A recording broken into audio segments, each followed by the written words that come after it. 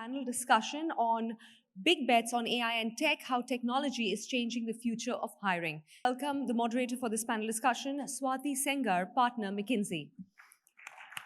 Welcome, Swati. I request you to take one of the either one of the center chairs. And our panelists, ladies and gentlemen, please put your hands together for Aditya Mittal, HR Head, Indian Subcontinent and CHRO, India, Citibank.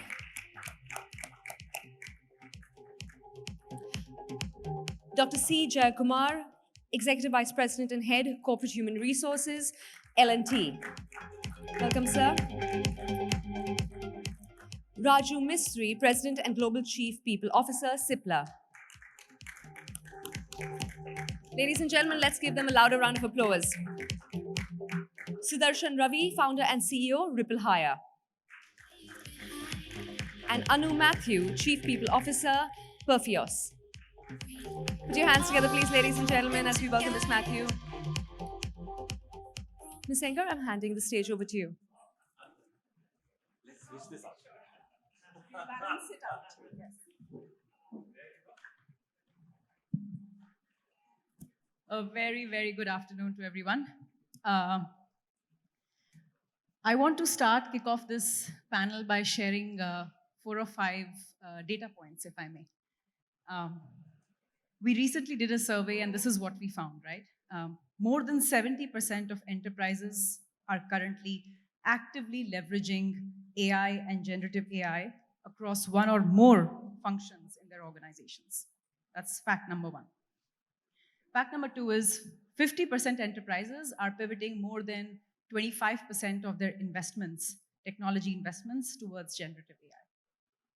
Fact number 3 is the demand for AI talent has actually doubled in the month after GPT 3.5 was released, and currently we feel that there is a significant gap between the growth rate of the demand for AI talent, which is approximately 29%, versus the growth of the supply, which is roughly around 14%.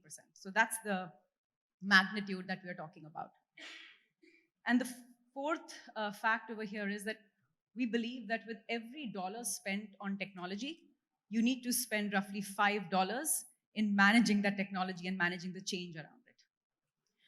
And here we are sitting today with this esteemed panel talking about how generative AI is changing hiring in this context.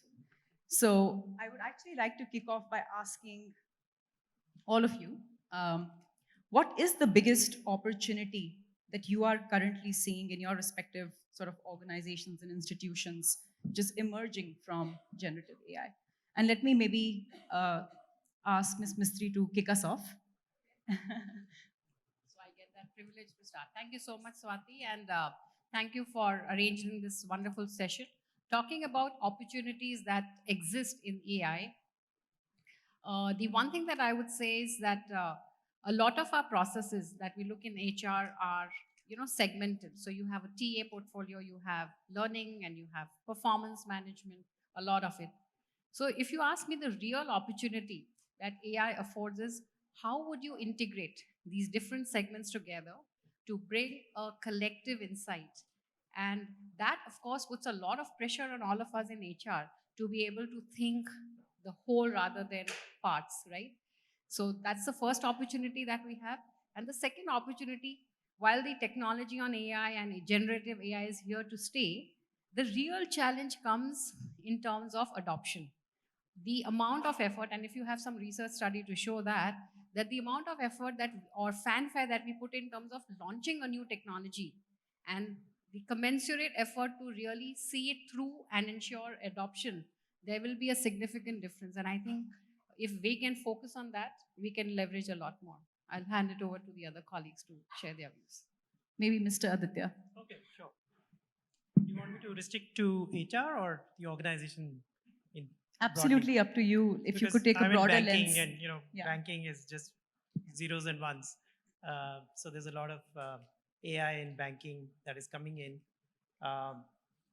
Vis-a-vis HR, I would say clearly some areas that have been traditionally very strong on AI, which is around recruiting, right? So TA has been, we've got something called Eightfold, which is an AI tool that helps us, hire people better using technology. You look at any life stage from a life cycle, employee life cycle point of view, whatever HR does is amenable to AI intervention, right? And with Gen AI, what you have is you have UI. So you have the user interface in the hands of the employee, and that can help you enhance his employee experience very significantly, right? Very broadly, I've been in this profession now 34 years, so I can tell you that when I started my career, there were three things that I was worried about as an HR person. The first was hiring the right people for the right jobs. The second was developing the right leadership pipeline, because at every level you have gaps in leadership pipeline. And the third was managing attrition. And I don't think our challenges have changed that much today, right? If you talk to any large organization, they still have these three challenges. On all these three key pillars, Gen AI has a very significant role to play. We all know the role in recruiting. Starting from job descriptions to the way the shortlisting happens, scheduling of interviews, chatbots for candidate experience. All that is very common now, right? You look at development, and that is where I'm most excited. That when you look at training, which is for a long time, training is an area that really needed to be upgraded from a technology standpoint. With Gen AI, now we have an opportunity to personalize training. And I think that is very, very exciting, because if you can personalize training, you can do skill matching at an individual level, you will build organizational capability, right? So building leadership pipeline. And then when you think about managing attrition, we've been doing predictive attrition models for like 20 years. But now the quality of the models that I see that are machine learning models is very different from what we ever saw. And their predictability is like, we are seeing about 90% predictability, so we're getting to a point where the key elements of what HR focuses on are likely to be disrupted, hopefully gradually, but it looks like it's not as gradual.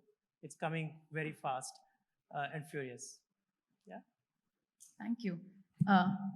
Anu, do you want to Yeah, go let me next? just add to that. So, totally agree with Aditya that I think one of the biggest opportunities that we have is the personalization element that AI brings in. I think it's going to transform work at different levels and all roles in any organization.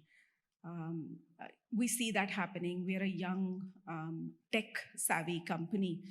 And for us, so we have a modern data stack, we have a modern tech stack.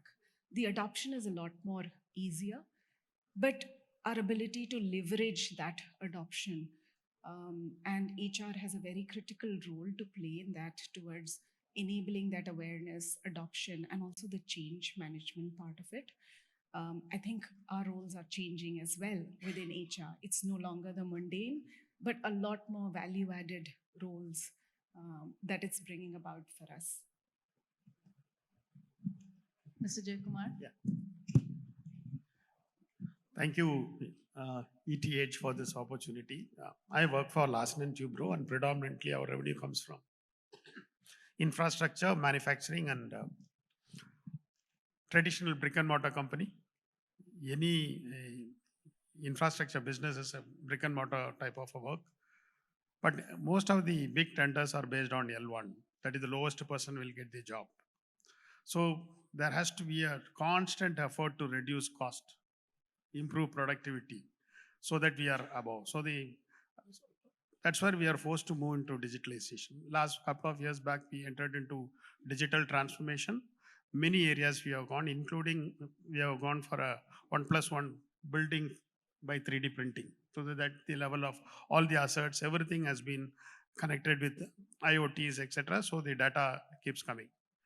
During the process, we have enormous amount of data, then it moved into analytics, etc. And now with the generative AI, it is amazing to, so used in, and we are building our own cognitive platform where we have integrated different LLMs and then used for various use cases like tender document. If you have quoting for a metro job, the tender document may be 3 big bundles of books, which is how, and the timeline will be so short. How do you go through each and every class? One class you miss, you are landed in trouble. How do you go through that for that it is being used for so many other use purposes? As far as HR you have spoken about, we are using right from onboarding till the exit, performance management, learning, multiple use cases are there. And again, the challenge is how do you skill our people, how do you train them, retrain them, and use it rightly. It was a good statistics that for each $1 spent, you have to spend $5 to spend. That is a reality. Thank you. Thank you so much, Mr. Jayakumar. Maybe, Sudarsan, like you could bring a slightly different perspective here. You run a product company, and they have slightly different implications from AI. So, what are your perspectives? Sure. So, for context, I'm the founder of RippleHire. We typically replace Oracle, SAP, Workday in talent acquisition. So, the opportunity that AI brings to us, I mean, we put real dollar investments in the engineering around AI. So the question we had to ask ourselves, the biggest risk is you invest in a dud, right? And you discover it doesn't work. So what we thought about is we said, what is a high value problem that people would care about? And we realized that most organizations, the Western world only talks about matching as the most common use case for AI. But in India, most of the jobs are not as well defined. And if you look at resumes, everybody's copying and every fresher has a banking software project on their resume. So how then can you add value? So we looked at it from the context of fraud, right? So we said in India, you can get a certificate anywhere you want. You can get any experience that you want.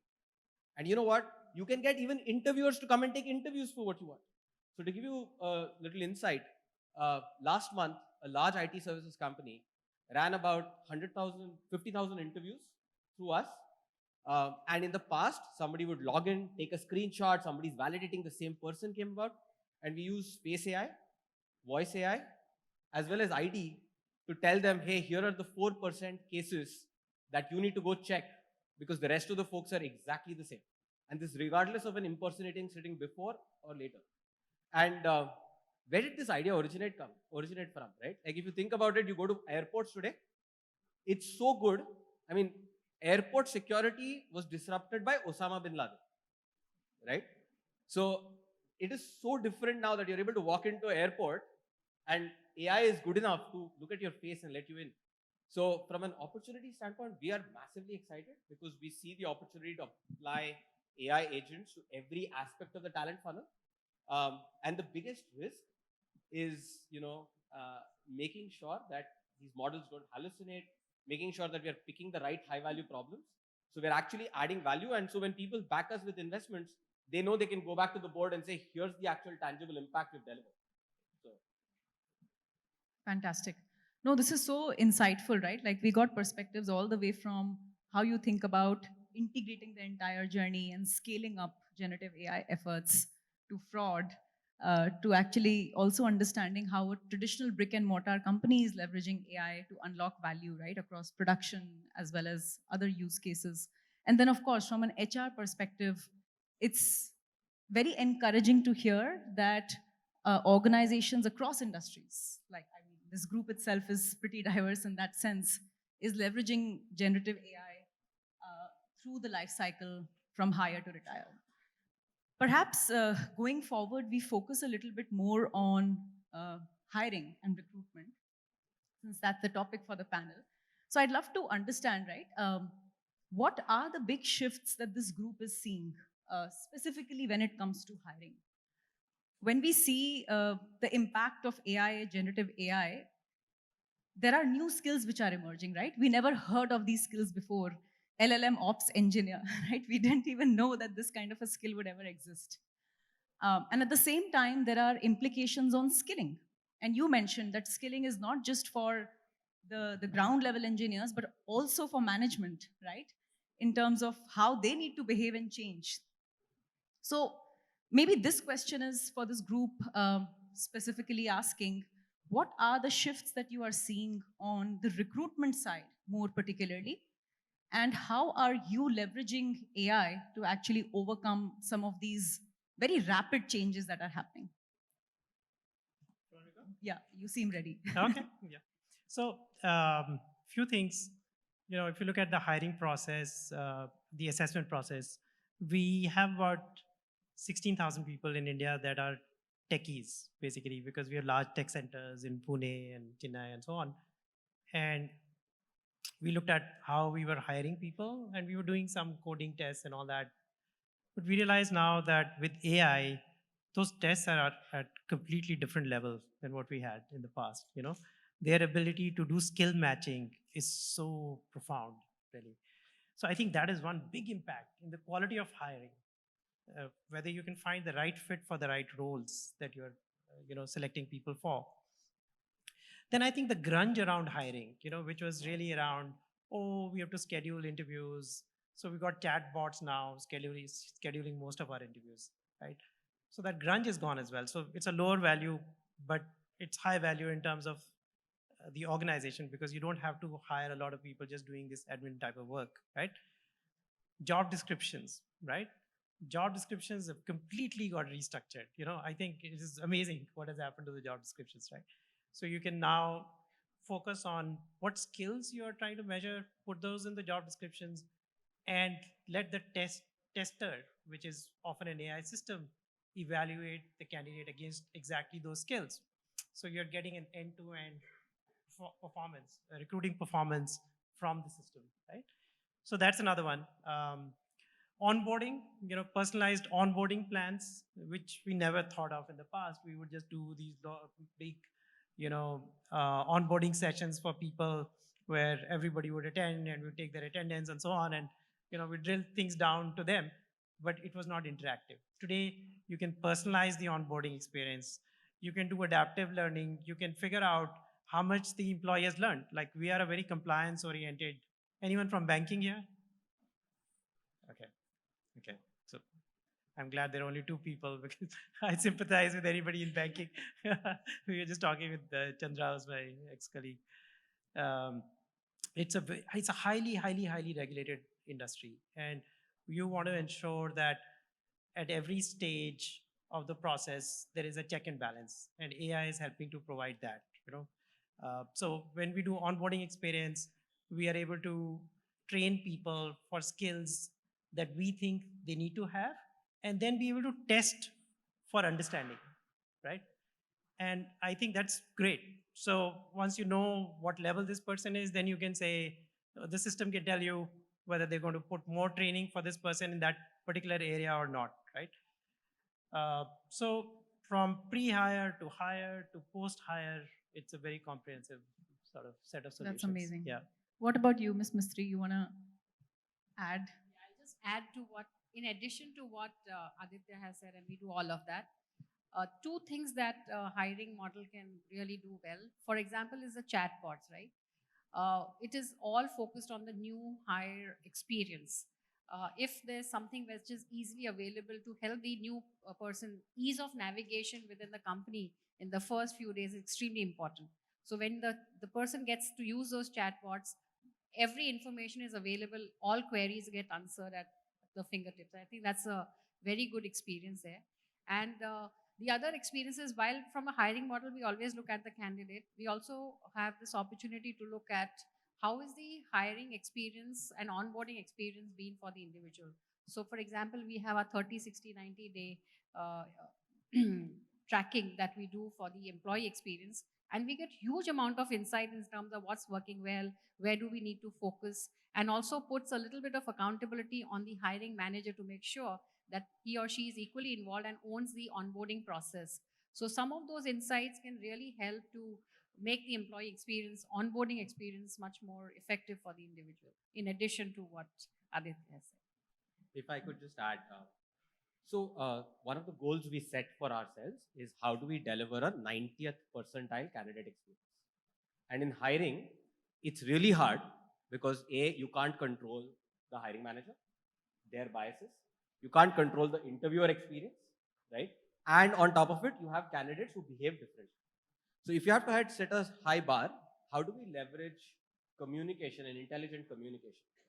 So one of the things that pushed and helped us achieve that, right, was actually leveraging personalization and hyper-personalization.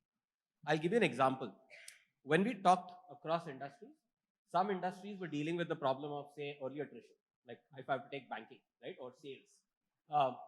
And if you look at more traditional industries, everybody wants the best caliber talent who will stay. And what we realized with today's young workforce, and we heard that in the panel this morning too, is the number of job switches are increasing. If people are looking for purpose beyond just money when they're switching a job. So we said, can we leverage AI to deliver a personalized video from, say, the CEO of a company when a person's receiving an offer? So you're not just saying who you are, right? But also talking about and setting the right expectations, right? So we reimagined the offer experience. And what that has done is when candidates receive an offer, and by the way, in India, I must tell you, not just in India, we've had about 86 million candidates visit our assets in the last 12 months across about 49 countries. I can tell you, globally, candidate experience is something everybody looks for, and the best talent wants to be treated absolutely premium. What we realized is, candidates, on the other hand, especially in India, Southeast Asia, they evaluate companies after they actually get an offer. So they're not really doing deep research, looking at it. They're going and saying, let me give it a shot. If I get through, I'm now going to learn about, what this company is. So we realized if you set expectations at that stage, right, then two things happen. A, they're convinced not just to join, but to stay. They feel like this is the right home for me. So we actually applied AI for that, and I thought, that was one aspect that we had not yet covered, so I thought I'd add. Yeah. Other things that you are doing, Anu, Mr. Jayakumar. Yeah, let me, since most of the things we do, but only the vendor may be different. So we depend on the vendor to see. Sometimes we do all research and engage a vendor, and we customize everything and start working on that. That time we find another new product come out much better than that. So it's always keep changing so fast. Let me touch upon the campus recruitment. We extensively use technology. We have our own edutech firm which does the assessment as well as entire thing through remote proctoring. And once the offer is given, we go in the third year itself, right?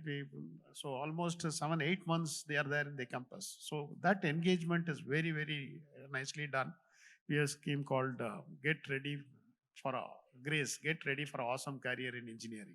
So right from micro learning, whatever happening in the organization, and continuously with leaderboards and quizzes in that. And not only that, it does a quiz in the backend, it gives a content or a video, and then it's spontaneously asks some questions in different intervals, different times. And the order keeps changing. And if you answer, once you answer the question, then it asks, are you very sure? Or you're somewhat sure, or you're guessing, like that, 4 options.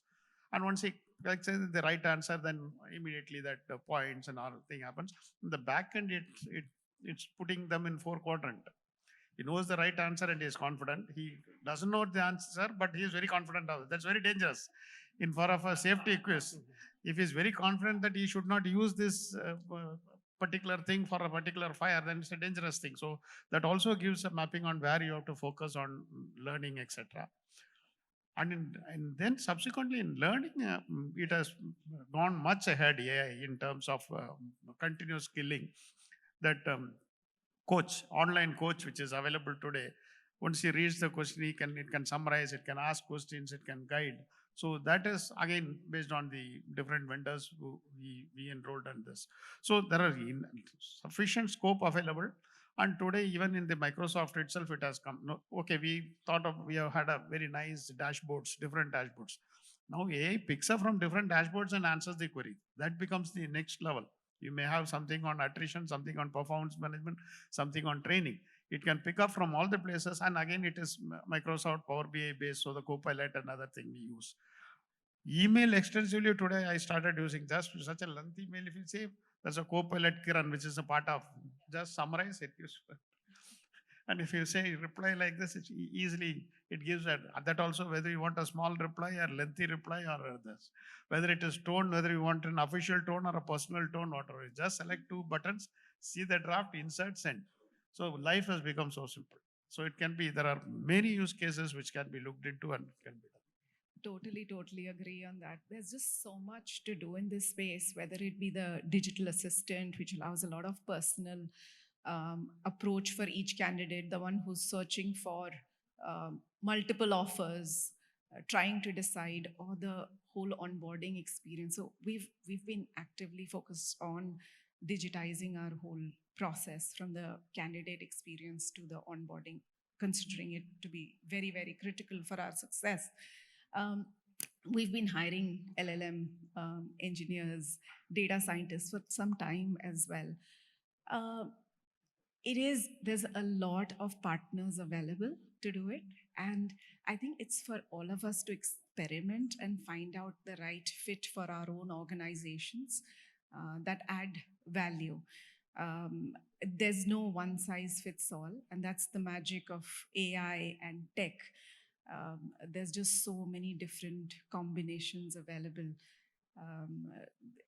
So some work, I've realized some doesn't work, has to be shared, move on to the next bit. But that's the learning journey that we are on within HR as well.